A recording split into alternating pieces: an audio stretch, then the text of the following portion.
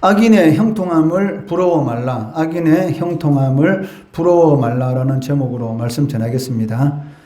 이사야 선지자는 오늘 본문 13장부터 23장까지 열국에 대한 하나님의 심판을 예언하고 있습니다. 그리고 그 첫 번째 대상이 오늘 본문의 바벨론입니다. 하나님께서 바벨론을 비롯해서 열국을 심판하시는 그 이유는 그들로 인해서 진노하셨기 때문이다라고 말씀하고 계십니다. 3절 말씀해 보시면 내가 거룩하게 구별한 자들에게 명령하고 나의 위엄을 기뻐하는 용사들을 불러 나의 노여움을 전하게 하였느니라 라고 말씀하고 있습니다. 여기 내가 거룩하게 구별한 자들이라는 것은 역사적으로 메데 바사의 군대를 의미합니다. 이들이 기원전 539년에 바벨론을 무너뜨리게 되었기 때문입니다. 아마 이들은 자신들이 하나님에 의해서 소집된 거룩한 군대라는 사실을 전혀 알지 못했을 것입니다. 아마 메데와 바사 군대는 자신들 스스로의 그런 그 능력에 의해서 스스로의 결정에 의해서 이 바벨론과 전쟁하게 되었고 그 바벨론을 무너뜨렸다라고 생각할 수도 있습니다. 그렇지만 이 바벨론이 멸망하기 이미 200여 년 전에 하나님께서는 이사야 선지자를 통해서 이미 바벨론의 멸망에 대해서 예언하고 계십니다. 이런 사실을 통해서 우리는 역사의 주관자가 바로 하나님이시다라는 것을 알 수가 있다는 것입니다. 실질적으로 이 세상의 모든 일들은 우리들이 알지 못하는 하나님의 섭리 가운데서 모든 일들이 진행됩니다. 모든 문제를 만드시는 분도 여호와 하나님이시고 그 문제를 해결하시는 분도 여호와 하나님이시다라고 말씀하고 있는 것처럼 인간 세상에 돌아가는 모든 일들을 보면 인간들의 지혜와 지식과 자신들의 이 결단에 의해서 그런 모든 일들이 움직여 나가는 것 같지만 실질적으로는 하나님의 이 주권적인 하나님의 계획 가운데서 이 세상의 모든 역사는 움직이고 있다는 것입니다. 이것을 오늘 본문 말씀에서 이사야 선지자의 이런 이 바벨론의 멸망에 대한 이 예언을 통해서도 우리가 알 수가 있다는 것입니다. 하나님께서는 이들을 진노의 병기로 세우시고 대대적으로 군대를 모으시고 심판을 준비하고 계신다라고 말씀합니다. 5절 말씀해 보시면 무리가 먼 나라에서 하늘 끝에서 왔으며 곧 여호와와 그의 진노의 병기라 온 땅을 멸하려 함이로다라고 말씀하고 있습니다. 하나님께서 바벨론 온 땅을 멸하시기 위해서 먼 나라에서 하늘 끝에서 진노의 병사들을 모으시고 계시는데 이런 모습은 인간이 보기에 충분히 이 두려움을 느낄 만한 그런 일이라는 것입니다. 요한계시록에는 그 예수님께서 마지막 심판을 위해서 재림하실 때에 믿지 않는 자들의 두려움에 대해서 이렇게 기록하고 있습니다. 요한계시록 6장 16절 말씀해 보시면 산들과 바위에게 말하되 우리 위에 떨어져 보좌에 앉으신 이의 얼굴에서와 그 어린 양의 진노에서 우리를 가리라 라고 말씀하고 있다는 것입니다. 주님께서 재림하시는 날 심판주로서 재림하시는 그 모습을 볼 때에 믿지 않는 자들이 얼마나 두려웠으면 그 산과 바위에게 요청하는 것이 무엇입니까? 자신들 위에 떨어져서 이 보좌에 앉으신 이 재림하시는 이 주님의 그런 진노의 모습을 보지 않도록 해달라라고 요청하고 있다는 것입니다. 하나님께서는 여러 나라 여러 민족을 하나님의 뜻대로 진노의 병기로 세우셔서 어떤 나라는 흥하게 하시고 어떤 나라는 망하게 사용하십니다. 먼 나라에서 하늘 끝에서 군인들을 불러 모아 심판의 도구로 사용하시는 분이 바로 하나님이시다라는 것을 말씀하고 있습니다. 이는 온 세상 나라와 민족을 하나님의 뜻대로 즉 하나님께서 주관하고 계신다라는 것을 우리들에게 가르쳐주고 계십니다. 이사야 선지자가 활동할 그 당시 이스라엘의 주변 정세가 어땠습니까? 매우 복잡했습니다. 수많은 나라들이 흥하고 망하고 또 그리고 일어났다가 또 쓰러지는 그런 일들이 반복되고 있었고 수많은 갈등과 그리고 전쟁이 이어지고 있었습니다. 그러나 하나님께서는 이런 모든 상황들을 주관하시고 심판하시고 또 구원하시고 회복시키는 그러한 역사를 통해서 하나님의 뜻을 이루어 가신다는 것입니다. 이사야는 여호와의 날에 전능자에게서 멸망이 임할 것이다 라고 선포하고 있습니다.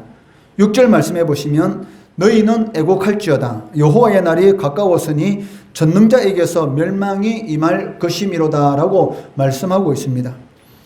바벨론 온 땅을 멸하겠다라는 이사야 선지자의 예언을 들은 바벨론 모든 사람들은 애곡하라 라고 명령하고 계시다는 것입니다. 그 이유가 무엇입니까? 바로 이 멸망을 행하시는 그 주체가 바로 전능자이시기 때문입니다.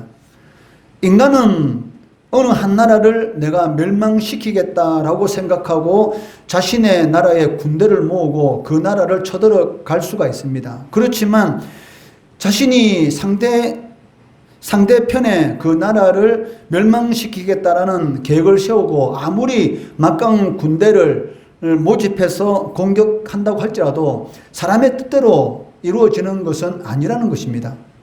그렇지만 전능자께서 뜻하신 바는 반드시 이루어지기 때문에 너희들은 애곡할지어다 라고 말씀하고 있다는 것입니다.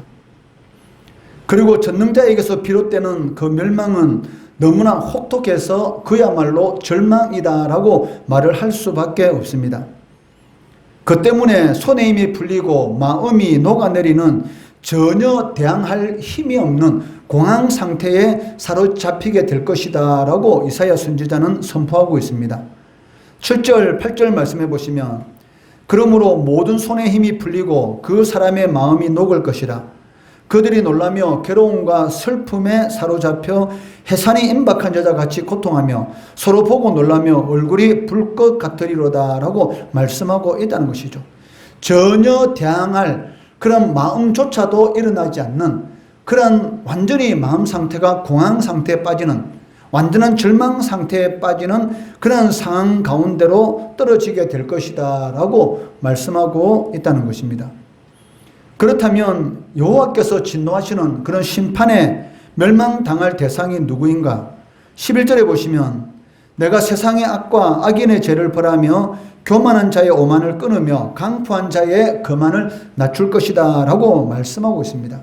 성경에서 반복적으로 계속하시는 말씀이 무엇입니까? 교만은 패망의 선봉이다. 즉 교만은 하나님을 대적하는 그런 것이기 때문에 속히 패망할 것이다 라고 성경은 반복적으로 말씀하고 있습니다.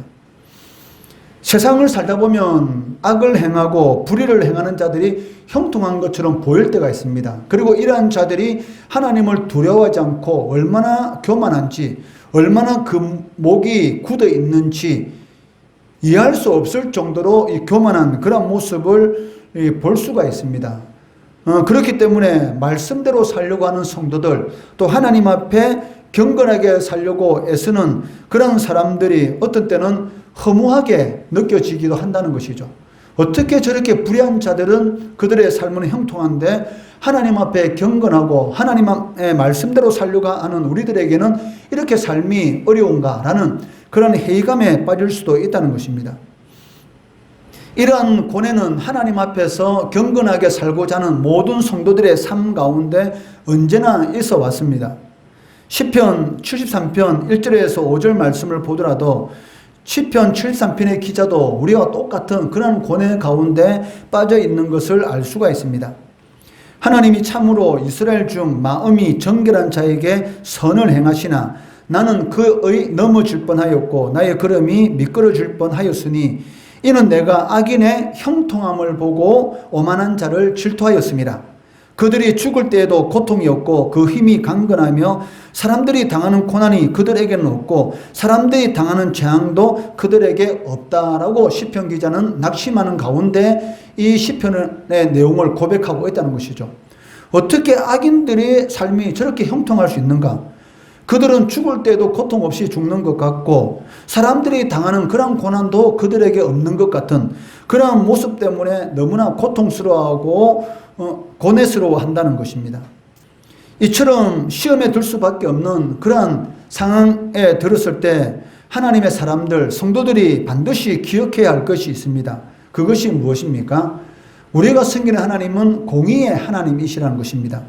저 공의의 하나님은 죄인들과 악인들을 반드시 심판하신다라고 성경은 말씀하고 계십니다.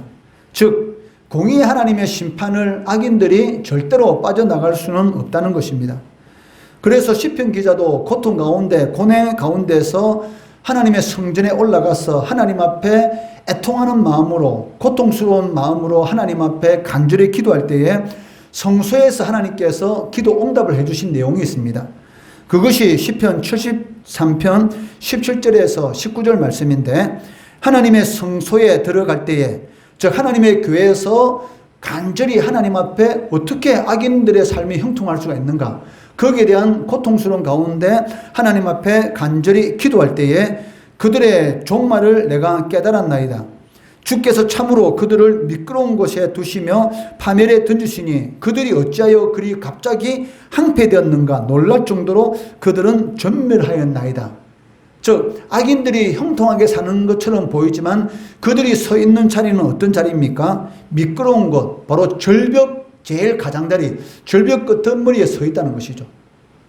그리고 순식간에 멸망을 당하는, 이 세상에서는 형통한 것처럼 보이지만 이 세상의 삶 가운데서도 하나님의 심판이 임하게 되면 그 절벽에서 순식간에 떨어지게 될 것이고, 만약에 이 세상의 삶이 절벽에서 떨어지지 않는 삶이라면 죽음 이후에 영원한 지옥의 형벌로 떨어지게 된다는 것을 이 시편 기자가 깨닫게 되었습니다. 그로 인해서 하나님 앞에 찬양을 돌리고 다시 힘을 얻고 고통 가운데서도 하나님의 말씀대로 경건한 삶을 살아갈 수가 있었다는 것입니다. 하나님의 진노의 심판은 하늘과 땅이 뒤흔들릴 것처럼 두렵고 철저합니다. 13절 말씀에 보면은 그러므로 나 만군의 여호와가 분하여 맹렬히 노하는 날에 하늘을 진동시키며 땅을 흔들어 그 자리에서 떠나게 하리니, 하나님께서 진노하시면 하늘이 진동되고 땅이 흔들리는데 거기에 서 있을 사람이 어디에 있겠습니까? 사람들이 창과 칼에 무참히 죽임을 당하게 될 것이고 어린아이들, 부녀들도 가차없이 매어침을 당하고 욕을 당한다는 것은 이 바벨론의 심판이 얼마나 가혹한지를 우리들에게 보여주고 있다는 것입니다. 하나님은 특별히 이 피도 눈물도 없는 메대 군대와 바사 군대를 동원해서 바벨론을 심판할 것이다 라고 말씀하고 계십니다. 17절 18절 말씀해 보시면 보라, 언을 돌아보지 아니하며 금을 기뻐하지 아니하는 메대 사람을 내가 충동하여 그들을 치게 하리니 메대 사람이 활로 청년을 쏘아 죽이며 태의 열매를 긍휼히 여기지 아니하며 아이를 애석하게 보지 아니하리라. 이 메대 군대는 어떤 사람입니까? 은을 주면서, 금을 주면서, 조공을 바치면서 화친을 취하려고 하더라도 그것을 받아들이지 않고 끝까지 이 바벨론을 침략해서 청년들을 다 죽이고 심지어는 아기를 가진 임산부까지 비참하게 죽이는 그런 일을 행할 것이다. 즉 바벨론의 멸망이 철저하게 파멸될 것을 말씀하고 있다는 것입니다. 심판이 실행이 되면 하나님의 긍휼의 은혜는 없습니다. 이것은 우리 성도들도 반드시 명심해야 하는 것이죠. 강단에서 여러분들에게 말씀이 선포될 때에 여러분 마음속에 혹 찔림이 있다면 그것을 반드시 고쳐야 됩니다. 하나님께서 찔림을 주시는데도 불구하고 끝까지 완악하게 그 마음을 고치지 않게 되면 그 사람의 삶 가운데서 하나님의 긍휼하심은 사라지게 되고 그 사람이 거주하는 곳에는 어떻게 되겠습니까? 짐승의 거처가 되는, 저 사람으로서는 도저히 살 수 없는 그런 환경이 만들어지게 될 것이다 라고 경고하고 있다는 것입니다.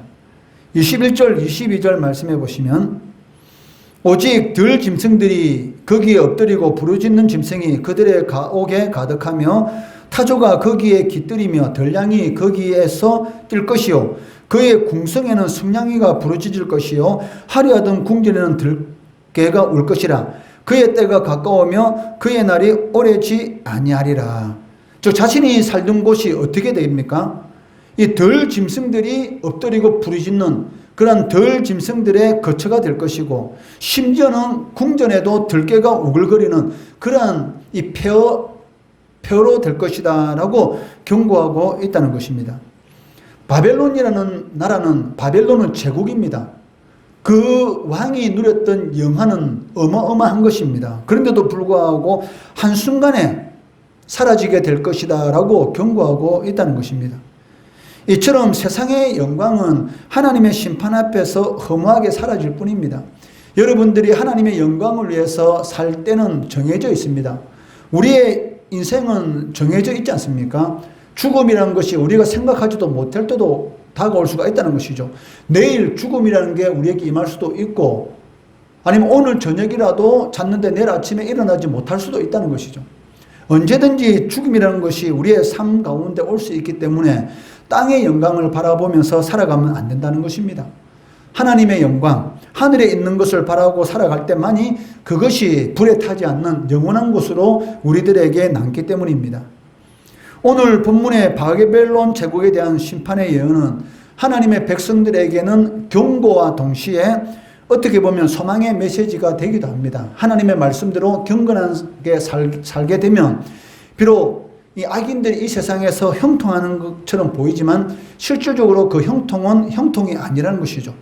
경건하게 사는 자들이 반드시 승리하게 될 것이다 라는 그러한 오늘 이 본문의 심판의 예언을 통해서 우리 성도들에게 소망을 주시고 있다는 것입니다. 그렇기 때문에 성도는 하나님께서 진노하시는 그런 심판의 두려움이 무엇인지 항상 생각하고 하나님의 말씀 밖으로 벗어나는 그런 삶을 살아가면 안 된다는 것입니다. 또한 그와 동시에 하나님의 아들 독생자 예수 그리스도의 피로 말미암아 구원받은 것이 얼마나 큰 은혜인지 깨닫고 항상 감사하고 먹든지 마시든지 무엇을 하든지 하나님의 영광을 위한 인생의 제1 목표로 삼는 그러한 삶을 살아가야 한다는 것이죠. 그러한 자들에게 하나님께서는 이 세상에 필요한 모든 것들을 더하여 주시겠다라고 말씀하고 있습니다. 오늘 본문 말씀을 통해서 하나님 앞에 경건한 삶을 살기를 더욱더 힘쓰시고 또 하나님께서 베푸신 그 은혜가 얼마나 큰가 깨닫고 하나님께서 이 세상을 주관하신다라는 그런 믿음 가운데서 하나님께 영광 돌리는 우리 성도들 되시기를 주의 이름으로 축원합니다.